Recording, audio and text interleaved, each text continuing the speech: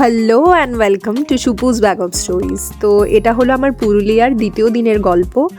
দ্বিতীয় দিন সকাল সকাল উঠেই আমরা পৌঁছে গিয়েছিলাম এই সুন্দর ছানাটির কাছে। আর বলে রাখা ভালো, আমরা যে রিসর্টটাতে ছিলাম মানে পলাশবাড়িয়া নেচার স্ক্রিপ, এটা কিন্তু একেবারেই পেট ফ্রেন্ডলি রিসর্ট। তো আপনারা চাইলে আপনার পোষ্যকে নিয়ে এখানে সুন্দরভাবে ঘুরে আসতে পারেন। আর সকালের ভিউটা ছিল অসাধারণ। এখন তো অবশ্যই ওয়েদার ভীষণ সুন্দর, না ঠান্ডা না গরম, এরকম একটা পরিবেশ ছিল। আমরা চারপাশটা একটু ঘুরে দেখছিলাম, চারদিকে পলাশের প্রচুর গাছ ছিল। আমরা শুধু ভাবছিলাম যে যখন পলাশ ফুটবে তখন কি অসাধারণ দেখতে লাগবে জায়গাটা।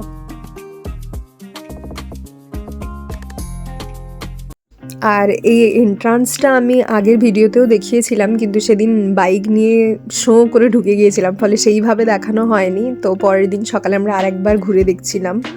অসাধারণ, মানে এই কাগজ ফুলের যে গাছটা, গেটটার সৌন্দর্যটা কত গুণ যে বাড়িয়ে দিয়েছে বলার নয় জাস্ট। আর এই যে জায়গাটা দেখা যাচ্ছে, এটা মূলত আমরা যতটুকু বুঝলাম পুজো পারপাসে ইউজ হয়। মানে যদি কোনো পুজো ওখানে হয় তাহলে বোধহয় এটাকে বেদি হিসেবে ইউজ করা হয়। পুরোটাই আম পাতা ঝোলানো ছিল, যদিও শুকিয়ে গিয়েছিল, বাট প্রদীপ ধূপ রাখার জায়গা ইত্যাদিও ছিল।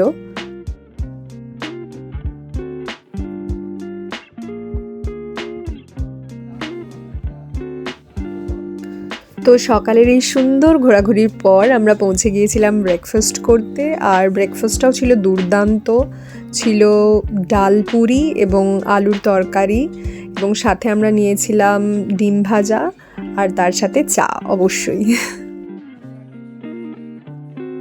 তো ব্রেকফাস্ট সেরে আসার পর দেখলাম বাইকগুলোকে পরপর সব সাজানো হয়েছে। ওদের একটা ছোট্ট করে প্রোগ্রাম ছিল, মানে যে গ্রুপটার সাথে আমরা গিয়েছিলাম ওদের একটা স্টিকার গিভঅ্যাওয়ে প্রোগ্রাম ছিল, তো সেটার জন্যই প্রস্তুতি চলছিল তখন। আর এই যে কালুটিকে দেখা যাচ্ছে, কিন্তু আগের দিন বনফায়ারের টাইম থেকেই আমাদের সাথে ছিল। তো পুরো গ্রুপ চলে গেছিলো এবার ব্রেকফাস্ট করতে। আমরা একটু আগেই সেরে নিয়েছিলাম ব্রেকফাস্ট, তো আমরা বসে ভিউটাকে এনজয় করছিলাম এবং বাইকগুলোকে দেখছিলাম। অসাধারণ লাগছিল পুরো ভিউটা।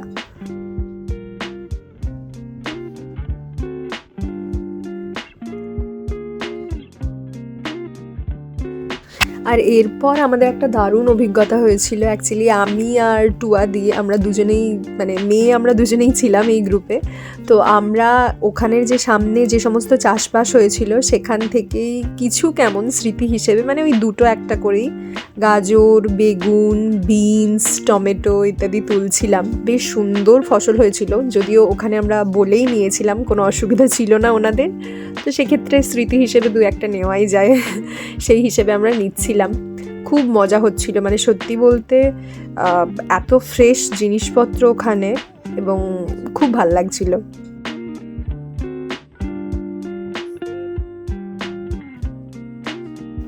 আর এগুলোই ছিল সেদিনের ওই বাগান থেকে তোলা সবজি। বাইক সাজানো প্রায় কমপ্লিট, এবার শুরু হচ্ছিল আমাদের ওই স্টিকার গিভঅ্যাওয়ে প্রোগ্রাম। তো এখানে থাকলো কিছুটা অংশ। আওয়াজ পাচ্ছি না, একদম এআরএমসি ক্লাবে আওয়াজ আসতে হলে হবে না, জোরে থাকতে হবে। তো আমরা আজকে এসেছি কোথায়? তো this is a lovely property. আমাদের মানে খুবই সুন্দর কাটলো। এআরএমসি ক্লাবের যে মূল জিনিস, যে মূল মন্ত্র, যে আমাদের সবসময় রাইড খুব সেফলি হয়, খুব সুন্দরভাবে করা হয়। আমাদের এটা মানে like the club is growing, we are going to register very soon. মানে this is a very big news for us, big club for this thing. ARMC is going to get registered very soon. চেষ্টা হবে আরো এই টিমটাকে একটু বড় করার। আপাতত পিলিয়ন্স পাওয়া গেছে, ঠিক আছে, আপাতত পিলিয়ন্স পাওয়া গেছে, and they are very very energetic. মানে আমাদের সাথে কন্টিনিউয়াসলি রাইড করা, সেটার মধ্যে এন্থু নিয়ে থাকা, এবং একবারের জন্য না বলা উফ আর পাচ্ছি না, আর বুঝতে হবে একবারও বলেনি। সব মানে big round of applause for টুয়াদি এন্ড মোদি। প্লিজ আসো তোমরা।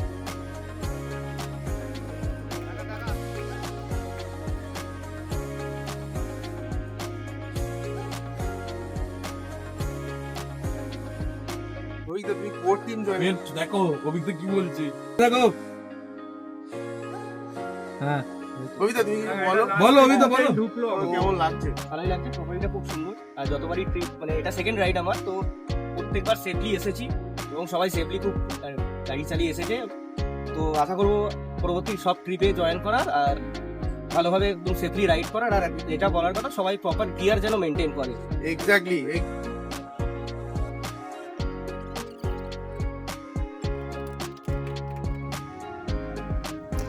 এবার সময় হয়ে গিয়েছিল বাড়ির উদ্দেশ্যে জার্নি শুরুর, এবং আমরা সেটা শুরুও করে দিয়েছিলাম। ওখান থেকে ব্রেকফাস্ট সেরে আমরা খানিকক্ষণ এই সমস্ত প্রোগ্রামের পরে বেরিয়ে পড়েছিলাম বাড়ির উদ্দেশ্যে।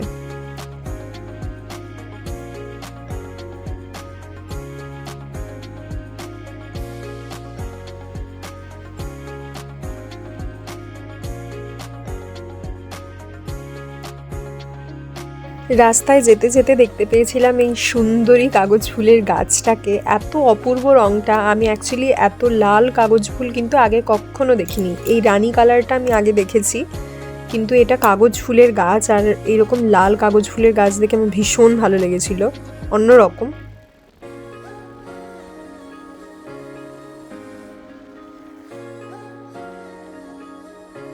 আগের দিনই বলছিলাম যে পলাশ না দেখলেও রুদ্র পলাশ দেখে কিন্তু মন ভরিয়ে নিয়েছি। আর রাস্তায় যাওয়ার পথেও অসাধারণ এবং প্রচুর রুদ্র পলাশের গাছ কিন্তু চোখে পড়ছিল।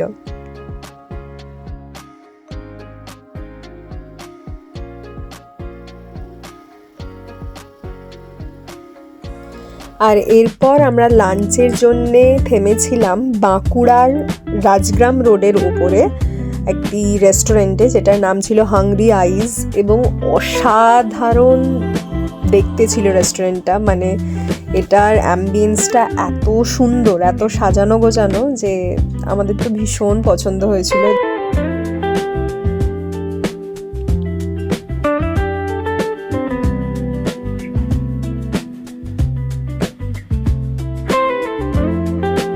চারদিকটাই ফুলে মোড়া এবং জায়গায় জায়গায় অন্যরকম ডেকোরেশন, স্পেশালি এই সানফ্লাওয়ারগুলো অসাধারণ, এবং চারদিকটাই বিভিন্নভাবে ডেকোরেট করা। আর স্পেশালি তার আগের দিন যেহেতু ভ্যালেন্টাইন্স ডে ছিল, আলাদাভাবে অনেক রকম ডেকোরেশন করা ছিল, মানে অভূতপূর্ব লাগছিল ওর ভেতরে গিয়ে।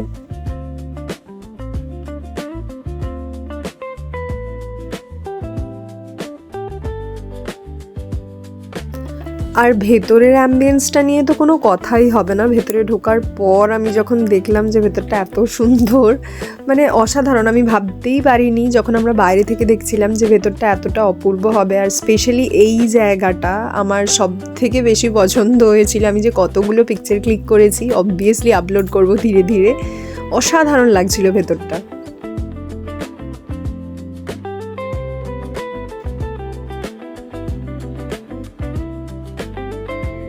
এরপর সকলে খাবার অর্ডার দিয়ে আমরা বেরিয়ে পড়েছিলাম বাইরের দিকটা আবার একটু ঘুরতে। বাইরেটা পুরোটাই প্রচুর ফুলে মোড়া, এবং যার দিকটাতে অনেক ফটো তুলছিলাম। সামনের দিকটায় আরেকবার ঘুরতে গিয়েছিলাম, ভীষণ ভালো লাগছিল।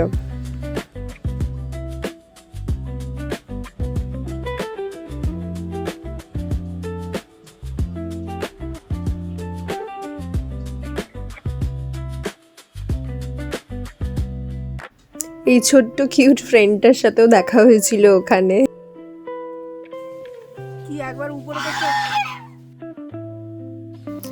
আর একটা কর্নারের দিকে দেখলাম যে এই ডেকোরেশনটা রয়েছে, আর যতদূর সম্ভব এই দিকটা বোধহয় থাকার জায়গাও রয়েছে, এবং এই দিকটাও বেশ সুন্দর। আর অনেকটা জায়গা জুড়ে অ্যাকচুয়ালি প্রপার্টিটা রয়েছে, যেটা দেখে বুঝলাম।